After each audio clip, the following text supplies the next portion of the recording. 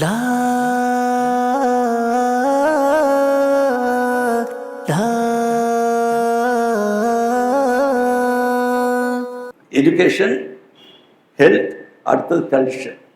ஆனால் இப்போ நாம் எல்லாருமே இன்றைக்கு இந்த ஒரு தமிழ்நாட்டில் it's highest diabetic centre, hyper tension போடுற ஹார்ட் டிசீஸ் வந்து வேர்ல்டுலேயே இந்தியாவில் அதிகம், இந்தியாவிலே தமிழ்நாட்டில் அதிகம்னு சொல்கிறதுக்கு காரணம் அப்படின்னு நினைக்கி மோஸ்ட் இம்பார்ட்டன்ட் வந்து இப்போ வந்து தி ஸ்ட்ரெஸ். நம்ம எல்லாம் நினச்சிட்டு இருக்கோம் சுகர் பிபினால தான் problem. Biggest challenge to medical profession is stress.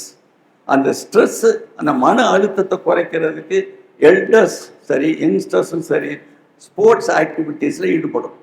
Sports ஆக்டிவிட்டியில் என்ன ஒரு முக்கியம் அப்படின்னு நினைக்க, இன்றைக்கி இருக்க ஒரு போட்டி பொறாமையில் ஒரு +2ல் கொஞ்சம் மார்க்கு குறைஞ்சி அவன் டேக்கன் 95%, பட் ஸ்டில் அவன் 95% அவன் நினச்ச அண்ணா இன்ஸ்டியூட் கிடைக்கல, ஒரு பெரிய one of the top medical colleges கிடைக்கணும்னு அவனுக்கு அது ஒரு பிகம்ஸ் டிப்ரெஸ்ட்.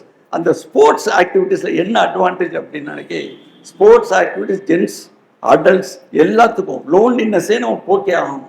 அந்த ஸ்போர்ட்ஸ் ஆக்டிவிட்டீஸில் இம்பார்ட்டன்ட் என்ன அப்படின்னு கேட்டிங்கன்னா, 100 மீட்டர்ஸ் ஓடனா 10 பேர் ஓடுவாங்க, ஆனால் அவனுக்கு ஓடும்போதே தெரியும் அதில் 3 பேர் தான் ஜெயிப்பாங்க. ஃபுட்பால் விளையாடின அன்றைக்கி நிச்சயமாக தெரியும் 12 டீம் வந்த அன்றைக்கி ஒரு டீம் தான் வின்னர் ஆக போகுது, ஒரு டீம் ரன்னர் ஆக போகுது தெரியும். இருந்தாலும் அந்த தோல்வியை சந்திப்பதற்கு அந்த ஸ்போர்ட்ஸ் உங்களுக்கு ஒரு பேக்ரவுண்ட் கொடுக்குது, ஒரு ஃபவுண்டேஷன் கொடுக்குது.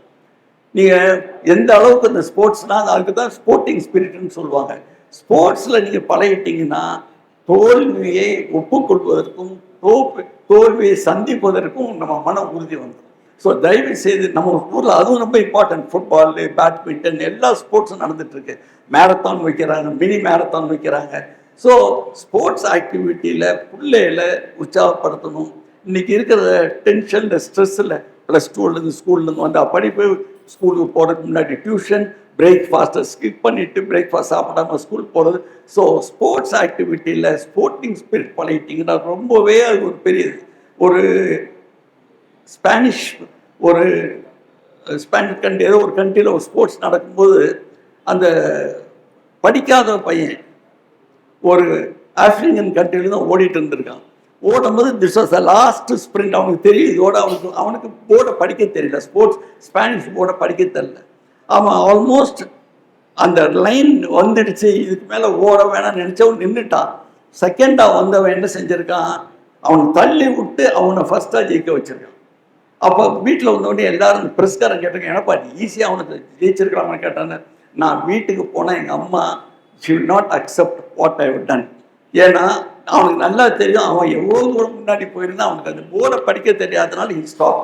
ஸோ இந்த ஸ்போர்ட்டிங் ஸ்பிரிட்டில் அந்த கல்ச்சரும் சேர்ந்து போகணும். அவன் தள்ளி விட்டு அவனை ஜெயிக்க வச்சா அவன் சொல்ல, எனக்கு இப்போ நான் செகண்ட் வந்துருக்கேன், நான் தோத்துட்டேன், ஃபஸ்ட்டு வரல, இருந்தாலும் எனக்கு ஒரு ஆத்மம் திருச்சிமே, mother will be fully satisfied, நான் ஜெயிச்சது செகண்டாக வந்தது, ஐ எம் ஃபுல்லி ஃபிட் அப்படிங்கிற மாதிரி. அதனால் எஜுகேஷன், கல்ச்சர், ஹெல்த்துன்னு தயவு செய்து நம்ம எல்லாரும் put our heads together to prevent. இந்த மறுபடியும் ஒரு காலத்தில் ஒழிச்ச வியாதிகள் எல்லாம், கம்யூனிகேபிள் டிசீஸ் எல்லாம் திருப்பி வருது மஸ்கிட்டோனால.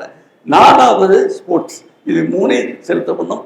அனைவரும் இந்த மணமக்களுக்கும் மணமகளுக்கும் எல்லா வளமும் பெற அதாவது துவா செய்தவாறு விடைபெறுகிறேன். அஸ்ஸலாமு அலைக்கும் வரஹ்மத்துல்லாஹி வபரகாத்துஹு.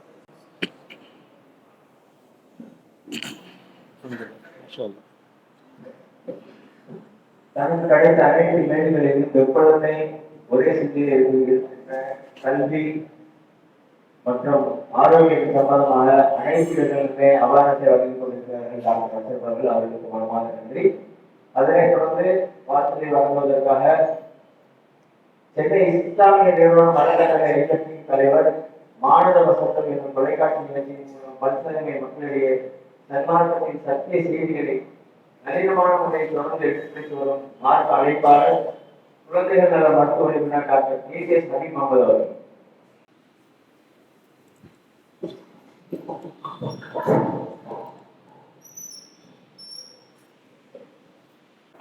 அல்ஹம்துலில்லாஹி ரப்பில் ஆலமீன் வஸ்ஸலாத்து வஸ்ஸலாமு அலா அஷ்ரஃபில் முர்ஸலீன் சய்யிதுனா முஹம்மதின் வ ஆலிஹி வ ஸஹ்பிஹி அஜ்மஈன்.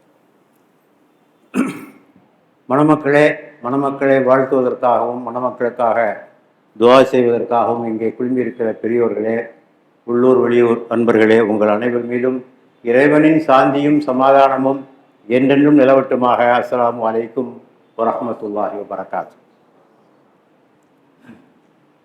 இன்றைக்கு இந்த இல்லற வாழ்வு இனிக்கவும் மன வாழ்க்கை மணக்கவும் பல்வேறு அம்சங்கள் திருமறையிலும் நபிகளார் பொன்மொழியிலும் காணப்படுகிறது. அவற்றில் ஒரு 2ஐ மட்டும் எடுத்துக்கொண்டு இங்கே பேச விரும்புகிறேன். அவை இரண்டும் ஒரு வாகனத்தின் 2 சக்கரங்களைப் போல. 2 சக்கரமும் வேண்டும், 2 சக்கரத்தினுடைய அளவும் சரியாக இருக்க வேண்டும், 2 சக்கரத்தினுடைய வேகமும் சரியாக இருக்க வேண்டும்.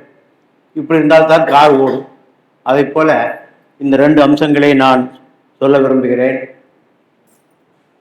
இந்த 2ம் பெற முடியாதவர்களுக்கு ஒரு ஆலோசனை. இந்த 2 என்கிட்ட இல்லைன்னா தயவு செய்து கல்யாணம் முடிச்சுக்காது, அவ்வளோதான், வேற ஒன்று. இந்த பண்புகளை உங்களால் பெற முடியும் என்றால் திருமணம் செய்து கொள்ளுங்கள். இல்லையே அனாவசியமாக இன்னொருடைய வாழ்க்கையை வீணாக்கி விடாது. முதலாவதாக நாம் சொல்ல விரும்புவது, ஒன்று இறையச்சம், தக்குவா, நேர்மை, நாணயம், வாய்மை, உண்மை, இந்த பண்பு. 2வது அன்பு, கருணை, இரக்கம். 2வது குர்ஆனுடைய பாஷையிலே சொல்வா இருந்தால் மவத்தத்தன் வரஹ்மா. முதலாவதாக சொல்வா இருந்தால் தக்குவா. ஆக தக்குவாவும் இந்த இரக்க சிந்தனையும் இல்லாமல் இல்வாழ்க்கை இனிக்காது. இந்த தக்குவாவை பற்றி அதிகமாக நம்முடைய திருமண குத்பாக்களிலே வலியுறுத்தப்படுவதை நீங்கள் அறிவீர்கள். முத்தாய்ப்பாக ஓதப்படுகின்ற 3 வசனங்களுமே இந்த தக்குவாவை சுற்றித்தான் அமைந்திருக்கிறது என்பதை நாம் பார்க்கிறோம். தக்குவா என்பது புறத்தோற்றத்தின் பெயர் அல்ல. ரசூலுல்லாஹ் அவர்கள் சொன்னார்கள், தக்குவா எங்கே இருக்கிறது என்று கேட்டபோது இங்கே இருக்கிறது என்று சொன்னார். தக்குவா இங்கே இருக்கிறது என்று சொன்னார்கள். ஆக தொப்பியும் தாடியும் புர்காவும் அளவுகோல் அல்ல. இப்படி சொன்னா தொப்பியெல்லாம் குறைச்சிட்டாரு, தாடியை குறைச்சிட்டாரு, சண்டைகள்லாம் வந்தாங்க, நானும் தொப்பி தாடி வச்சுக்கிட்டு தான் பேசிக்கிட்டு இருக்கோம். இந்த புறத்தோற்றத்தினால் முடிவு செய்யப்படுவதல்ல. ஆக தக்குவா என்றால் எல்லோருக்கும் தெரியும், அதனுடைய மூலச்சொல் தகா என்றால் விலகி இருத்தல். இறைவன் தடை செய்கின்ற காரியத்திலிருந்து விலகி இருத்தல் என்று அதற்கு பொருள். ஹராமான காரியங்களிலிருந்து விலகி இருத்தல். ரசூலுல்லாஹ் எந்த அளவுக்கு சொல்கிறார்கள், இது ஹலாலா ஹராமா என்று சந்தேகம் வந்துவிட்டாலும் அதிலிருந்து நீங்கள் விலகி இருப்பதற்கு பேர் தான் இறையச்சம் என்று அவர்கள் சொல்லி பார்க்கிறோம். ஆக நன்மைகளை செய்வதும் தீமைகளை செய்யாதிருப்பதும் தக்குவா என்பதை நாம் புரிந்து கொள்ள வேண்டும். இறைவன் நம்மை கண்காணித்துக் கொண்டிருக்கின்றான் என்ற உணர்வோடு வாழுகின்ற ஒரு வாழ்க்கைக்கு பெயர் தான் தக்குவா என்பது. இந்த தக்குவா வந்தால் இல்லற வாழ்க்கையில் என்ன நன்மைகள் கிடைக்கும்? முதலாவதாக துணையை தேர்ந்தெடுக்கின்ற போதே கவனமாக இருக்கும். பணத்தை, குலத்தை, இனத்தை, அழகை அடிப்படையாக கொள்ளாமல் ஒழுக்கம் உள்ள பொதுகர் பிதாத்தி தீன் ரசூலுல்லாஹ் சொன்னார்களே, தீனுடைய பெண்ணை நீங்கள் தேர்ந்தெடுத்துக் கொள்ளுங்கள், அதற்கு முக்கியத்துவம் கொடுப்பான். அந்த பெண்ணும் அப்படித்தான் கொடுப்பாள். 2வதாக கடமைகளை செய்வான், உரிமைகளை கோருவான். 2ம் இணைந்திருக்கும். ஒன்வே டிராபிக் இங்கே இருக்காது. இந்த கடமைகளை செய்யாமல் உரிமைகளை கோருவது சுத்த சுயநலம். எனக்கு வர வேண்டியதெல்லாம் வந்துவிட வேண்டும், ஆனால் நான் எதுவும் செய்ய மாட்டேன் என்று வாழுகின்ற கணவனும் மனைவியும் சுயநலக்காரர்கள். 2 சுயநலக்காரர்கள் ஒன்றாக சேர்ந்தால் இல்லறம் இனிக்குமா என்பதை நீங்கள் எண்ணிக்கொள்ளுங்கள். தக்குவா இருந்தால் டபுள் நிலை, டபுள் ஸ்டாண்டர்ட் இருக்காது. தனக்கு ஒரு நீதி, பிறருக்கு ஒரு நீதி. தாய்க்கு ஒரு நீதி, தாரத்துக்கு ஒரு நீதி. மனைவிக்கு ஒரு நீதி, தனக்கு ஒரு நீதி. தன் குடும்பத்திற்கு ஒரு நீதி, பிற குடும்பத்திற்கு ஒரு நீதி. இதெல்லாம் இருக்காது. அல்லாஹ் சொல்வதை போல நீங்கள் நீதி நிலைநாட்டுங்கள். யா அய்யுஹல்லதீனாமு கூனு கவ்வாமீன பில் கிஸ்தி ஷுஹதாலில்லாஹ் வலவலா அன்ஃபுசிக்கும் அவில் வாலிதைனி வல் அக்ரபீன். அந்த நீதி செலுத்துவது உங்களுக்கோ, உங்களுடைய பெற்றோர்களுக்கோ, உங்கள் உறவினர்களுக்கோ அது பாதகமாக இருந்தாலும் சரி. ஆக பல குடும்பங்கள் நடக்கிற தவறு இதுதான். மாமியார் முடைத்தால் மண்குடம் இல்லையா, மருமகள் உடைத்தால் பொன்குடம் என்ற இந்த கோட்பாடு பின்பற்றப்படுகின்ற காரணத்தினால் பல குடும்பங்கள் அழிந்து போகின்றன. இவற்றை அவன் செய்ய மாட்டான். தக்குவாவுடையவன் நேர்மையாக இருப்பான். ஓதப் போகிறார்கள், கூலு கௌலன் சதீதா யுஸ்லிஹ் லக்கும் அமாலக்கும். நீங்கள் பேசினால் நேர்மையான சொல்லையே சொல்லுங்கள், செய்தால் உங்கள் செயல்கள் சீராகிவிடும். ஆக பொய், புரட்டு, ஏமாற்று, நயவஞ்சகம் இவையெல்லாம் சொற்களிலே கலந்திருந்தால் அங்கே அமைதியாக இருப்பதற்கு வாய்ப்பில்லை. அத்தோடு தக்வாவுடையவர்களை பற்றி எப்படி நடந்து கொள்ள வேண்டும், சமூக உறவு எப்படி நடந்து கொள்ள வேண்டும் என்பதற்கு சூரா ஹுஜராத்தை படியுங்கள். 49 அத்தியாயம் இன்னைக்கு ஹோம்ஒர்க் உங்களுக்கு கொடுத்துருக்கு. ஹோம்ஒர்க்கு 49 அத்தியாயம். அங்கே மனித உறவுகள் எப்படி இருக்க வேண்டும், பரிகாசம் செய்யாதீர்கள், பட்டப்பெயர் சூட்டாதீர்கள், புறம் பேசாதீர்கள், குத்தி பேசாதீர்கள், இதெல்லாம் இருக்கு, படிச்சுக்கிடுங்க. இரண்டாவதாக சொல்லுவது அன்பு. அன்பு இருந்தால்தான் ஒரு இல்லற வாழ்க்கை இனிமையாக அமையும். ஆக தக்குவாவிற்கு அழகு ஊட்டுவது அன்பு. தக்குவா ஆரம்பம் என்றால் அதனுடைய முதிர்ச்சி நிலை அன்பு. பொருள் வாங்குறோம், சாமான் வாங்குறோம், இடைத்தட்டும் சாமான் தட்டும் சரியாக இருந்தால் அதற்கு பேர் தக்குவா. வாங்குவோருக்கு சாதகமாக சற்று சாமானை அதிகமாக போட்டு கொடுத்தால் அதற்கு பேரு அன்பு. நம்மிடம் எதிர்பார்க்கப்பட்டதை விட அதிகமாக செய்ய வேண்டும். உரிமைகளை வழங்குவது தக்குவா என்றால் உரிமைகளை தாண்டியும் காரியங்களை செய்வது தக்குவா என்பதை நாம் புரிந்து கொள்ள வேண்டும். ஆகவே மனிதனை இணைக்கின்ற மிக பெரும் சக்தி இந்த அன்புதான். அன்பு இல்லாவிட்டால் இல்லற வாழ்க்கையில் ஒன்றுமே இல்லை. ஆக எல்லா குத்பாவையும் ஓதுறாங்க, ஒஜால பைனக்கும் மவத்தத்தன் வரஹ்மா, இறைவன் தான் உங்களுக்கிடையே அன்பையும். அது யார் அந்த வசனங்கள் உள்ள போய் பார்க்கணும் இல்ல, சடங்குக்காக ஓதி முடித்து விட்டால் முடிந்து போய்விட்ட விஷயமா அது. ஆகவே அன்புதான் இணைக்கின்ற சக்தி என்பதை புரிந்து கொள்ள வேண்டும். அன்பு இருந்தால் அது தியாகம் செய்ய தூண்டும். ஏன் ஒரு தாய் தனது குழந்தைக்காக எத்தனை தியாகம் செய்கிறாள், ஏன் ஒரு நண்பன் இன்னொரு நண்பனுக்காக எத்தனை தியாகங்கள் செய்கிறான், அன்புதான். அன்புதான் செய்ய தூண்டுகிறது. ஆக கணவனுக்கும் மனைவிக்கும் இந்த அன்பு இல்லை என்றால் இல்லற வாழ்க்கை ஒருபோதும் இனிக்காது. அன்பு இருந்தால் மன்னிக்கின்ற மனப்பான்மை வரும், அன்பு இருந்தால் பொறுமை வரும், அன்பு இருந்தால் குறைகளை மறைத்து பார்க்கும். அன்பு இல்லாவிட்டால் சின்ன குறை கூட பூதாகரமாக காட்டும். அன்பு இருந்தால் பெரிய குறைகள் கூட சின்னதாக மாறிவிடும் என்பதை நாம் புரிந்து கொள்ள வேண்டும். ஆக அதிகாரத்தால் சாதிக்க முடியாதெல்லாம் அன்பாலே சாதிக்கலாம். நன்றாக புரிந்து கொள்ளுங்கள். பல பேர் அதிகாரத்துல ஏடி வாடி போடி வாடா போடான்னு காரியங்களை முடிச்சுக்கலாம் நீங்க நினைக்கிறீங்க. அதெல்லாம் ஒண்ணும் நடக்காது. உங்க அலுவலகத்திலையும் நடக்காது, உங்க பள்ளிக்கூடத்திலையும் நடக்காது, எங்கேயும் நடக்காது. அன்பால் எதையும் சாதிக்க முடியும். அன்பு இருந்தால் அது இறுதி வரை தொடரும். முதுமை பெற்ற காதலெல்லாம் முழுமை பெற்ற காதலெல்லாம் முதுமை வரை தேடி வரும் என்று ஒரு கவிஞன் பாடினார். முழுமையான காதல் இருந்தால் அது சாவுகின்ற வரை வரும். சாவுற போது கூட சொல்லுவான், கிழமை அவனுக்கு சாப்பாடு கொடுத்தா பாட்டியை கொடுத்தியாடா, கொடுத்துட்டு வாடான்னு சொல்லுவான். ஆக அந்த அன்பு தான் நம்மை இணைத்து வைக்கின்ற மாபெரும் சக்தி. இறந்த பின்னரும் வரும். இறக்கும் வரை இல்லை, இறந்த பின்னரும். பெருமானார் ஸல்லல்லாஹு அலைஹி வஸல்லம் அவர்கள் கதீஜாவின் மீது கொண்டு நாயகர் மீது கொண்டு அன்பை பார்க்கிறோம். ஒவ்வொரு தடவை ஆடு பலியிடப்படுகின்ற போதும் கதீஜாவினுடைய சகோதரிகளுக்கு இந்த ஆட்டை துண்டை இறைச்சி திண்டை கொடுத்து விட்டு வா என்று பெருமான் அனுப்புவார். இறந்த பின்னரும் அந்த அன்பு தொடர்ந்ததை பார்க்கிறோம். ஆக இந்த ரெண்டையும் நீங்கள் பெற்றுக்கொள்ள வேண்டும் என்று நான் கேட்டுக்கொள்கிறேன். ஆக இந்த ரெண்டும் இருக்கிற போதுதான் இல்லற வாழ்க்கை அமைதியாக அமைய முடியும். ஆக இதை பெற்றுக்கொள்வதற்கு முயற்சி செய்யுங்கள். ஆக இது இல்லாமல் நீங்கள் இல்லற வாழ்க்கை வெற்றி பெறும் என்று ஒருபோதும் கருதாதீர்கள். ஆகவே குர்ஆனிலே சொல்லப்பட்ட இந்த கருத்தை உங்களுக்கு சொல்லியிருக்கிறேன். எல்லாம் வல்ல இறைவன் இந்த தம்பதியர்களுக்கு இந்த 2 பண்புகளையும் மேலும் பல பண்புகளையும் அருள வேண்டும் என்றும், அவருடைய இல்லற வாழ்க்கை சிறப்பாக அமைய வேண்டும் என்றும், அமைதியும் மகிழ்ச்சியும் விட்டு கொடுத்தலும் இணைந்ததாக அதனை இறைவன் ஆக்கி வைக்க வேண்டும். பாரக் அல்லாஹு லக வ பாரக அலைக வ ஜமா பைனகுமா ஃபீ கைர் வ ஆகிரு தஅவானா அல்ஹம்துலில்லாஹி ரப்பில் ஆலமீன். வஸ்ஸலாமு அலைக்கும் வரஹ்மத்துல்லாஹி வபரகாத்துஹு.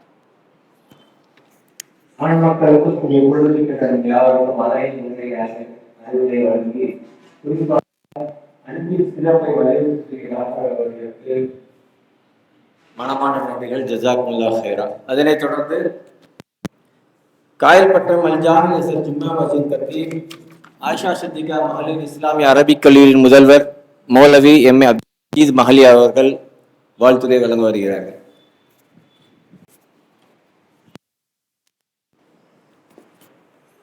السلام عليكم ورحمة الله وبركاته. الحمد لله والصلاة والسلام على رسول الله وعلى آله وأصحابه أجمعين أما بعد فأعوذ بالله من الشيطان الرجيم بسم الله الرحمن الرحيم يا أيها الذين آمنوا اتقوا الله حق تقاته ولا تموتن إلا وأنتم مسلمون رب اشرح لي صدري ويسر لي أمري வஹ்லுல் உக்தத மின் லிசானி யஃகஹு கௌலி. உலகத்திலேயே அல்லாஹ்வுக்கு மிக உகப்பான இடமாகிய இறை இல்லத்தில் இந்த சிறப்பான திருமண நிகழ்வுக்கு வருகிறது மணமக்களை வாழ்த்தி துவா செய்ய வந்திருக்கிற பெரியவர்களே, சகோதரர்களே, நபிகள் நாயகம் ரசூலுல்லாஹி ஸல்லல்லாஹு அலைஹி வஸல்லம் அவர்கள் திருமணத்தை பற்றி குறிப்பிடுகிற பொழுது, அந்நிகாஹு மின் சுன்னதி ஃபமன் ராகிப அன் சுன்னதி ஃபலைஸ மின்னி. திருமணம் எனது வழிமுறை, அதை யார் புறக்கணிக்கிறார்களோ எம்மை சார்ந்தவர் அல்ல. எனவே அப்படியான ஒரு திருமணம் நம்முடைய மார்க்கத்தை பொறுத்தவரையில அது ஒரு இபாதத்தாக, ஒரு வணக்கமாக கருதப்படுகிற நிலையில் இந்த திருமணம் நடந்து கொண்டிருக்கிறது. எனக்கு முன்னால் இங்கு உபதேசங்கள் செய்யப்பட்டன, நசீஹத்துகள், அறிவுரைகள் கூறப்பட்டன. மணமகனுக்கு நான் ஒரே ஒரு அறிவுரை மட்டும் நேரத்தின் அருமை கருதி அதை மட்டும் நான் சொல்லிக் கொடுக்கிறேன். தக்வா, அதை பற்றி சொல்லி முடித்தார்கள். அதே போன்று அன்பு என்கிற மவத்தத்து ரஹ்மத்தை பற்றி சொன்னார்கள். கடைசியாக ஒன்று, மணமகனே உங்களுக்குள் நான் சொல்லிக் கொள்வதெல்லாம் இது மனதுக்கு மட்டுமல்ல, வந்திருக்கிற எல்லோருக்குமான செய்தியாக எடுத்துக்கொள்ளுங்கள். கணவன் மனைவியாக ஆன பிறகு இருவர்களுக்கு மத்தியில சிலாஃப் வரும், கருத்து வேறுபாடுகள். அவள் ஒரு வகையான சிந்தனை இருப்பா, உங்களுடைய சிந்தனை வித்தியாசமா இருக்கலாம். உங்களுக்கு ஒரு சில விஷயங்கள் பிடிக்கும், அவளுக்கு சில விஷயங்கள் பிடிக்காமல் இருக்கும். எனவே இப்படிப்பட்ட மாறுபட்ட நிலையில், சிந்தனையில், எல்லா விஷயங்களிலும் மாறுபட்ட உங்கள் இருவரையும் இங்கு ஒன்றுபடுத்தி ஒரு மீசாத்தை, ஒரு ஒப்பந்தத்தை நீங்கள் எடுத்துக்கொள்றீங்க. அதன் மூலமாக உங்களுடைய வாழ்க்கையை தொடர்றீங்க. உங்களுக்குள் இருக்கிற வித்தியாசமான சிந்தனையும் வித்தியாசமான கோணங்களும் அந்த எண்ணங்களும் சின்ன சின்ன சச்சரவுகளை ஏற்படுத்த வேண்டும் என்று சொல்லவில்லை. அப்படியான வாழ்க்கையில் அதுவும் சேர்ந்துதான் வாழ்க்கை. அப்படி வருகிற பொழுது நீங்கள் கையாள வேண்டிய ஒரு அணுகுமுறை, அதை மட்டும் நான் இங்கு சொல்லி முடிவுக்கு வருகிறேன். அந்த மாதிரி வருகிற பொழுது யாராக இருந்தாலும் அந்த மாதிரியான சச்சரவுகள் வரத்தான் செய்யும். அப்படி வருகிற பொழுது நுஷூஸ், ஷிகாத் வருகிற பொழுது எல்லாம் நீங்கள் கடைபிடிக்க வேண்டிய அம்சங்கள் 3 விஷயத்தை கடைபிடிங்க.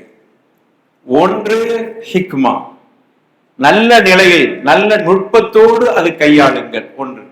அடுத்து சபர், பொறுமையோடு அதை கையாளுங்கள். மூன்றாவதாக இறுதியாக நீங்கள் வர வேண்டிய விஷயம் குர்ஆன் சுன்னாவின் பக்கம் உங்களுடைய நிலையை திருப்பிக் கொள்ளுங்கள். இந்த 3ஐயும் கடைபிடிக்கிற காலமெல்லாம் வாழ்க்கையில் பணம் இருக்குது இல்லை, நம்ம வீட்டுல உணவு இருக்குது இல்லை, என்ன கஷ்டம் இருக்குது, எதாக இருந்தாலும் சரி உங்கள்கிட்ட அன்பு கண்டிப்பாக இருக்கும். இந்த 3 விஷயங்களை நீங்கள் கடைபிடிக்கும் காலமெல்லாம் வாழ்க்கையில ஏற்படுகிற சின்ன சின்ன சச்சரவுகளை பெரிதாக்குற பொழுதுதான் வாழ்க்கையில் மிகப்பெரிய ஷிகாக்கும் பிளவுகளும் அவர்களுக்கு மத்தியில மிகப்பெரிய இடைவெளிகளும் உருவாகுது. அதற்கு இந்த 3ஐ கடைபிடிங்க. முதல்ல அதை அந்த மாதிரி பிரச்சனைகள் வருகிற பொழுது ஹிக்மத்தோடு அணுக வேண்டும், நல்ல நுட்பத்தோடு அதை அணுகுங்கள். நுட்பம் மட்டும் இருந்தால் போதாது. சில நேரங்கள்ல நுட்பமாக இருந்து அதிவேகம் நமக்கு வந்துவிடும். அந்த நுட்பத்தை கையாளுகிற பொழுது, அதிவேகம் வருகிற பொழுது அது மிகப்பெரிய விபத்தை ஏற்படுத்திவிடும், பிளவை ஏற்படுத்திவிடும். அதனாலதான் நுட்பத்தோடு சபர் என்கிற பொறுமை உங்கள்கிட்ட இருக்க வேண்டும். அதை நுட்பத்தோடு கையாளுகிற பொழுது பொறுமையை கடைபிடிக்கும். பொறுமை என்றால் பெரும்பகுதி அங்கு சபரியத்துல உள்ள ஒரு அம்சம் விட்டு கொடுக்கிறது என்கிற ஒரு முறை. விட்டு கொடுக்குதல் அப்படின்னு வருகிற பொழுதெல்லாம் புரிந்து கொள்ளுங்கள், உங்க பக்கம் நியாயம் இருக்கிறது, அவர்கள்ட்ட குற்றம் இருக்கிறது, அதுக்கு பேருதான் விட்டு கொடுத்தல். நிறைய பேர் எப்படி புரிந்து கொள்கிறார்கள் என்றால், விட்டு கொடுக்க சொல்லுகிற பொழுது நான் சரியா தானே இருக்கிறேன், அவ தானே தவறு செஞ்சிருக்கிறார், அவள் மீது தானே குற்றம், அதனால இதை லேசுக்குள்ள விடக்கூடாது. நாம் என்ன சொல்கிறோம், விட்டு கொடுங்கள். விட்டு கொடுத்தல் என்று வருகிற பொழுதெல்லாம் நீங்க சரியாக இருக்கிறீர்கள் அர்த்தம், உங்களுடைய வாழ்க்கை சிறப்பாக இருக்கிறது அர்த்தம். இது அவருக்கு மட்டுமல்ல, மணமகனுக்கு மட்டுமல்ல, வந்திருக்கிற எல்லோருக்குமாக அவருடைய வாழ்க்கையில இதை கடைபிடிங்க. அப்ப நாம் நுட்பத்தோடு அணுக வேண்டும். அந்த நுட்பத்தோடு அணுகிற பொழுது, காரியம் ஆட்டுகிற பொழுது பொறுமையை கடைபிடிக்கவும். சில நேரங்களில் பொறுமை முந்தி நுட்பம் பின்னாடி, பல நேரங்களில நுட்பம் முதலில், பொறுமை இரண்டாவது என்கிற அணுகுமுறைகள் இருக்கிறது. அதையும் சேர்த்துதான் நாம் கடைபிடிக்கணும். சில விஷயங்களை, சில பிரச்சனைகளை நாம் கையில் எடுக்காமல் இருப்பதே அந்த பிரச்சனைக்கு தீர்வாக அமைந்துவிடும். சில பிரச்சனைகளை ஆரம்பத்திலேயே, துவக்கத்திலேயே அதை கிள்ளி எறிந்து விட வேண்டும். அப்போதான் வாழ்க்கையில பிரச்சனை இல்லாம வாழ முடியும். சில பிரச்சனைகளுக்கு தீர்வு காணாமல் இருப்பதே அந்த பிரச்சனைக்கு தீர்வு. அதை மறந்துடாதீங்க. அதுக்கு தான் பொறுமை என்று சொல்வது. அதை கிடப்புல போட்டுருங்க. அது சின்ன விஷயமாக இருக்கும், அதை நீங்கள் கண்டு கொள்ளாதீர்கள். அதை பெரிதாக எடுத்துக்கொண்டால் அதுவே உங்களுக்கு பெரிய பஞ்சாயத்தா போயிடும். இன்னைக்கு வாழ்க்கையில அப்படியான விஷயங்கள்ல தான் நிறைய பேர் வாழ்க்கையில் தோத்து போகிறார்கள். எனவே இந்த விஷயத்துல உங்களுக்கு ஏற்படுகிற, உங்களுக்கு மத்தியில் ஏற்படுகிற கருத்து வேறுபாடுகளை மிக நுட்பத்தோடும் பொறுமையோடும், அல்லது மிக பொறுமையோடும் நுட்பத்தோடும் அதை கையாளுங்க. கடைசியாக குர்ஆன் ஹதீஸ் தான் உங்களுக்கு தீர்வு என்கிற முடிவுக்கு வந்து விடுது. அல்லாஹ் குர்ஆன்ல சொல்றான், வயின் தனாஸஅதும் ஃபஷையின் ஃபருத்தூஹு இலல்லாஹி வர் ரசூல், ஒரு ரசூல் ஓ இலர் ரசூல் அப்படின்னு இருக்கும். அப்போ அல்லாஹ்வே சொல்லி காட்டுகிறான், உங்களுக்குள் கருத்து வேறுபாடு வந்தால் நீங்க என்ன செய்ய வேண்டும்? கருத்து வேறுபாடு வருகிற பொழுது அல்லாஹ் ரசூல் பக்கம் அதை திருப்பி விடுங்கள், அங்கிருந்து தீர்வை எடுங்கள். அல்லாஹ் ரசூல் பக்கம், அங்கு குர்ஆனிலும் சுன்னாவிலும் தீர்ப்பை நீங்கள் எதிர்பாருங்கள். அங்கிருந்து உங்களுக்கு பிரச்சனைக்கு தீர்வு கிடைக்கும். அப்படி ஏனென்றால் இன் குன்தும் துமினூன பில்லாஹி வல் யௌமில் ஆகிர், அல்லாஹ்வையும் மறுமை நாளையும் விசுவாசம் கொள்ளக்கூடியவர் அப்படித்தான் நடந்து கொள்வார்கள் என்பதை அல்லாஹ் அழுத்தமாக சொல்லிக் கொள்கிறான். எனவே நம்முடைய தீர்வு என்பது அங்குதான். இந்த வசனத்திற்கு தப்சீருடைய உலமாக்கள் விளக்கம் கொடுக்கிற பொழுது இமாம் சஅதி அவர்கள் தங்களுடைய தப்சீர்ல சொல்றாங்க, இது வெறுமன உசூலு தீனும் உசூலு ஃபுரூஉ தீனுடைய விஷயம் அல்ல. இது மார்க்கத்தின் அடிப்படைகள் அல்லது மார்க்கத்தினுடைய கிளை சமாச்சாரங்களை பற்றி பேசுகிற வசனம் என்று அதை சுருக்கி பார்த்து விடாது. மார்க்கத்துல பிரச்சனை வந்தாதான் குர்ஆன் சுன்னாவை அணுகுங்கள் என்கிற அடிப்படையில் மட்டும் அதை சுருக்கி விடாதீர்கள் அந்த வசனத்தை. இதே குறிப்பாக இமாம் சஅதி சொல்றாங்க, உங்களுக்கு கணவன் மனைவிக்குள்ள பிரச்சனை வந்தாலும் அப்படித்தான், ஃபருத்தூஹு இலல்லாஹி வர் ரசூல், அல்லாஹ் ரசூலின் பக்கம் அந்த பிரச்சனைக்கு தீர்வை நீங்கள் அங்க தேடுங்க. நீங்க வேற எங்கும் போய் தேட வேண்டாம். நீதிமன்றங்கள் இன்னைக்கு பார்க்கிறோம், இஸ்லாமியருடைய வழக்குகள் அதிகமாக திருமணம் சம்பந்தமான வழக்குகள். ஏன் நம்மகிட்ட பிரச்சனைக்கு தீர்வு இல்லையா? நம்மகிட்ட குர்ஆன் இல்லையா? ஹதீஸ் இல்லையா? மார்க்கம் அதை பற்றி பேசவில்லையா? எவ்வளவு பெரிய விஷயங்களுக்கு தீர்ப்பு சொல்லி இருக்கிறது. எனவே எதை கையில் எடுக்க வேண்டுமோ அதை விட்டு புறக்கணித்து விட்டு இங்கு தீர்வு இல்லை, எங்களுக்கு நீதிமன்றங்கள் தான் தீர்வு என்கிற ஒரு நிலைக்கு இஸ்லாமிய சமூகம் செல்கிறது என்றால் அதுதான் ரொம்ப அசிங்கத்திலும் அசிங்கம். அதனால் ஏற்படுகிற விளைவு காலதாமதம், பொருளாதார விரயம், மன அழுத்தங்கள் ஏற்படுகிற பார்க்கிறோம். விட்டு கொடுத்து போங்க, சகிப்பு தன்மையோடு நடந்து கொள்ளுங்கள், அதுல கொஞ்சம் ஹிக்மத்தையும் கையாளுங்கள், பொறுமையும் கையாளுங்கள்.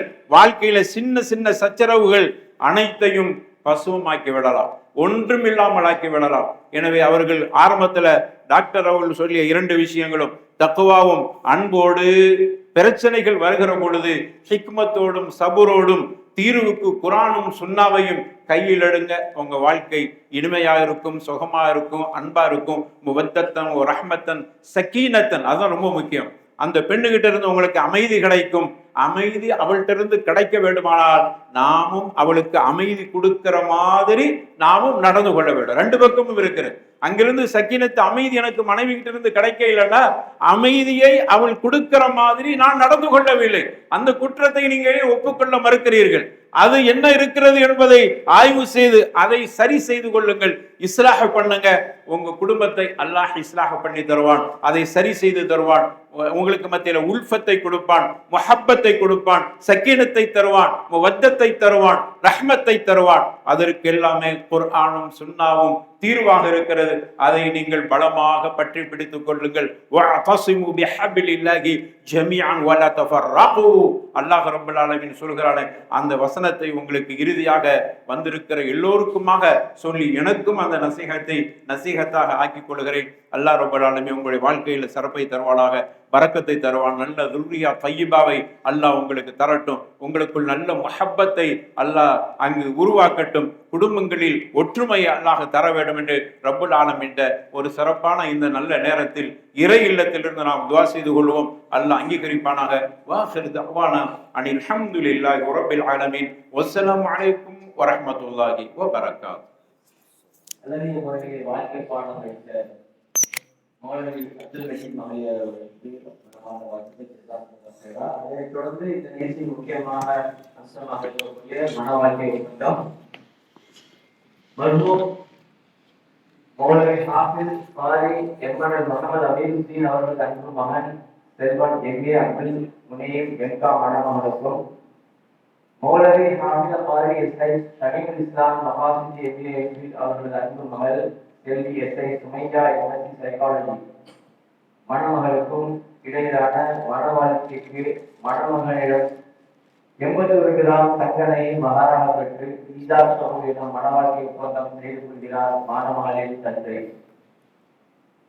பிஸ்மில்லாஹிர் ரஹ்மானிர் ரஹீம்.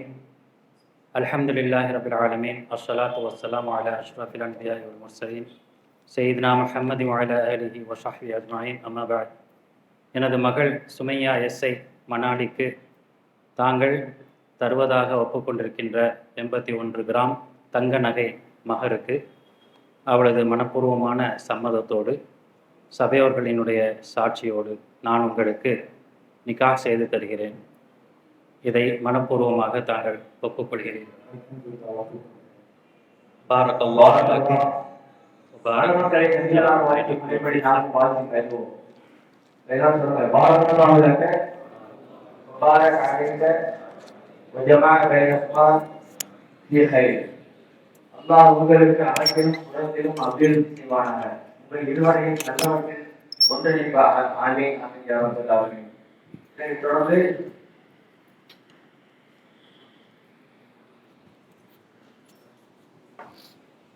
மாணவனை மணமகன் வந்து மாணவர்களின் தந்தை கேட்டுக் கொள்கிறார்.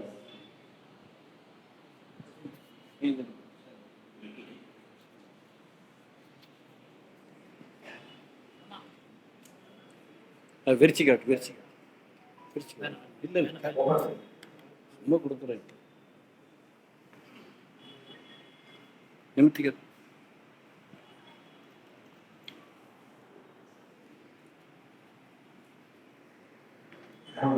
இறுதியாக மனைவியார் சார்பாக நன்றி தெரிவிக்க வருகிறார் மணமகனின் சகோதரர் எம்ஏ ஹபீபுர் ரஹ்மான் அவர்கள்.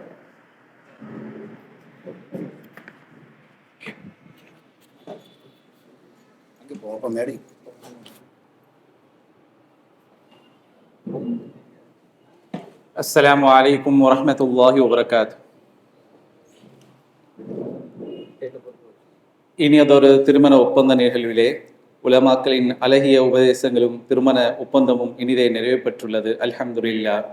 இந்நிகழ்ச்சி முழுவதையும் சிறப்பாக ஒருங்கிணைத்து தந்த எம்ஏ காலி அலாவுதீன் அவர்களுக்கும் இனிய குரலிலே இறைமறை வசனங்களை இந்நிகழ்ச்சியை துவக்கி வைத்த ஹாஃபிஸ் அஹ்மத் அவர்களுக்கும் பல வேலைகளுக்கு மத்தியில் எங்களது திருமண அழைப்பினை ஏற்று வருகை தந்து வாழ்த்துரை நிகழ்த்திய டாக்டர் அஷ்ரஃப் அவர்களுக்கும் மௌலவி அப்துல் மஜீத் மஹதரி அவர்களுக்கும் டாக்டர் KVS ஹபீப் முகமது அவர்களுக்கும் ஈஜாப் கபூல் என்னும் திருமண ஒப்பந்தம் செய்து வைத்த மணமகளின் தந்தை ஷமீமுல் இஸ்லாம் காசிதி அவர்களுக்கும் உற்றார் உறவினர்கள் ஜமாத்தார்கள் நண்பர்கள் மற்றும் வெளியூர் வெளிநாட்டிலிருந்து வருகை தந்திருக்கும் சகோதர சகோதரிக்கும் அனைவருக்கும் என் சார்பாகவும் இரு வீட்டார் சார்பாகவும் நெஞ்சார்ந்த நன்றியினை தெரிவித்துக் கொள்கிறேன். இப்பள்ளிவாசல் நிர்வாகத்திற்கும் எங்களுடைய நன்றியை தெரிவித்துக் கொள்கின்றோம். ஜஸாக் அல்லாஹு ஹைரா, பாரக் அல்லாஹு ஃபீக்கும். சபையிலிருந்து எழுவதற்கு முன் துவாவை ஓதிக்கொண்டு செல்லவும். சுபஹானக அல்லாஹும்ம வ பிஹம்திக அஷ்ஹது அன் லா இலாஹ இல்லா அன்த அஸ்தக்ஃபிருக வ அத்தூபு இலைக். அஸ்ஸலாமு அலைக்கும் வ ரஹ்மத்துல்லாஹி வ பரகாத்துஹு.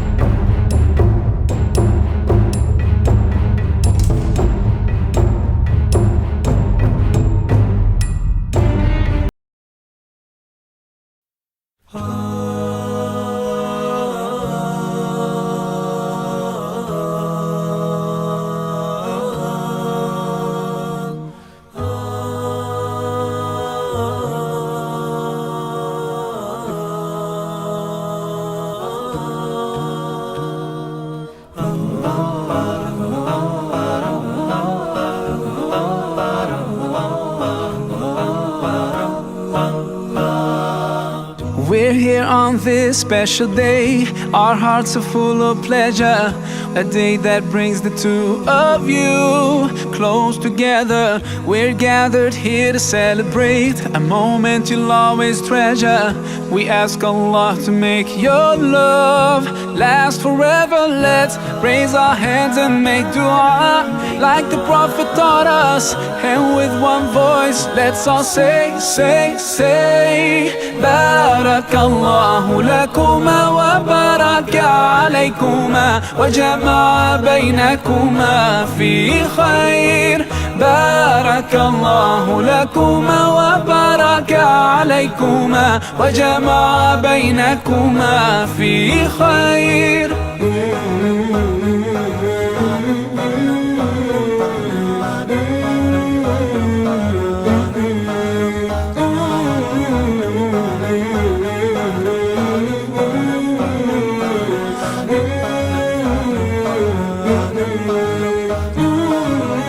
From now you'll share all your joys. Through hardship support each other.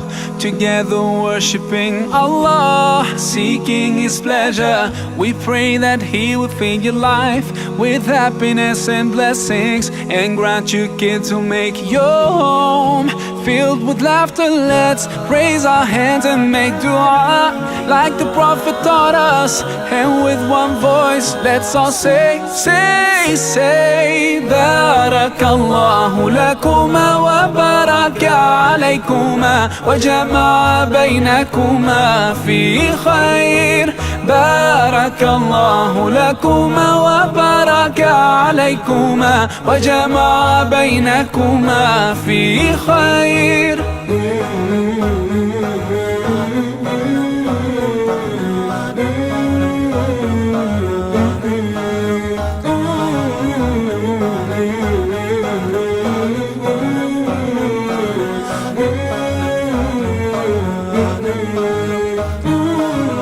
Barakallah, Barakallah, Barakallah, Barakallah, Barakallahu lakum wa lana.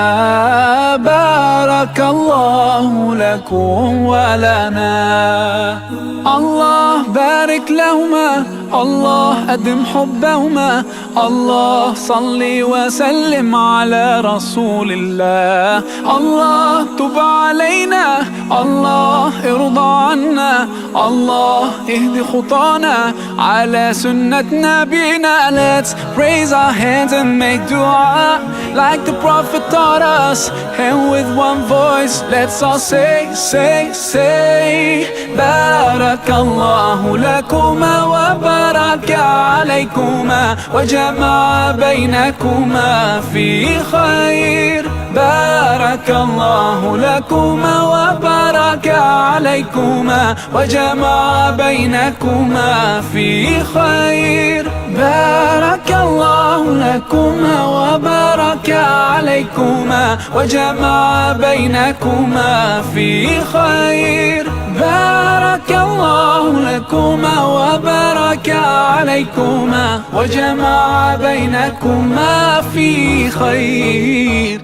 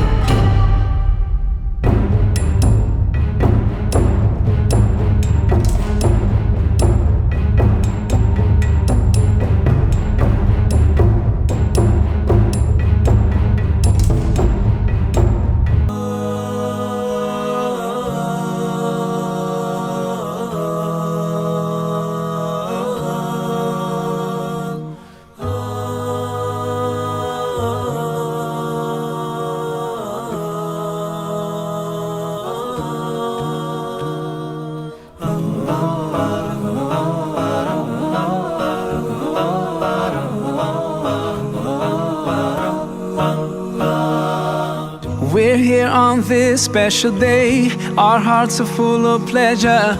A day that brings the two of you close together. We're gathered here to celebrate a moment you'll always treasure. We ask Allah to make your love last forever. Let's raise our hands and make dua like the Prophet taught us. And with one voice, let's all say, say, say. Barakallahu lakuma wa baraka alaykuma wa jama'a baynakuma fi khair. Barakallahu lakuma wa baraka alaykuma wa jama'a baynakuma fi khair.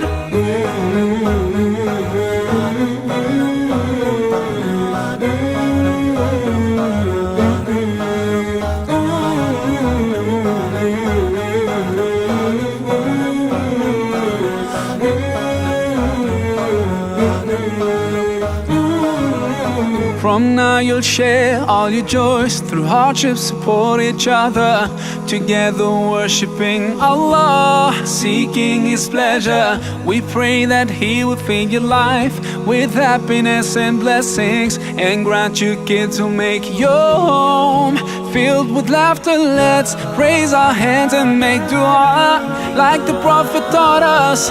And with one voice, let's all say, say, say. Barakallahu lakuma wa baraka alaykuma wa jama'a baynakuma fi khair.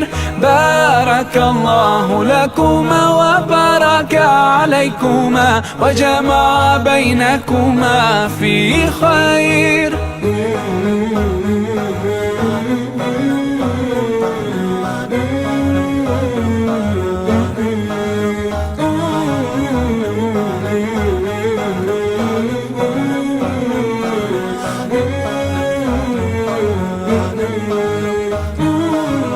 Barakallah, Barakallah, Barakallah, Barakallah. بارك الله لكم ولنا. بارك الله لكم ولنا. الله بارك لهما، الله أدم حبهما. الله صل وسلم على رسول الله. الله تب علينا، الله ارضى عنا. الله اهد خطانا على سنة نبينا. Let's raise our hands and make dua like the Prophet taught us. And with one voice, let's all say, say, say. Barakallahu lakuma wa baraka alaykuma wa jama'a baynakuma fi khair. Barakallahu lakuma wa baraka alaykuma wa jama'a baynakuma fi khair. Barakallahu lakuma wa baraka alaykuma wa jama'a baynakuma fi khair. Barakallahu lakuma wa baraka alaykuma wa jama'a baynakuma fi khair.